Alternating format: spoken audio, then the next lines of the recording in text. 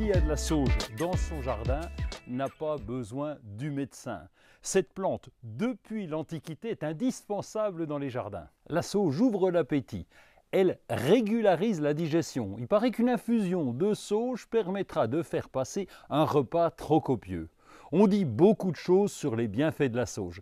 C'est aussi une aromatique facile pour les jardiniers amateurs. En pot ou en pleine terre, la sauge se plaît en plein soleil et dans des sols bien drainés. Le genre des sauges comprend environ 900 espèces d'annuelles, de vivaces et de bisannuelles. Elles sont réparties dans le monde entier. Et dans cette vidéo, on va parler de la sauge officinale. C'est une vivace semi-arbustive et ses feuilles sont légèrement bleutée et un peu velue. Elle est plutôt tapissante et demande que très peu de soins.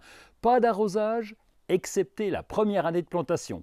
Si elle prend trop de volume, rabattez-la en fin d'hiver. Et lorsqu'elle est plus âgée, il faudra aussi la tailler car au fil du temps, des branches peuvent sécher juste pendant l'hiver. En général, on récolte les feuilles de sauge plus tôt le matin en fonction de vos besoins. Il est préférable d'utiliser des feuilles fraîches. Alors on peut consommer les feuilles fraîches, mais on peut aussi les faire sécher. Pour cela, on installe les feuilles sur un papier journal dans une pièce aérée.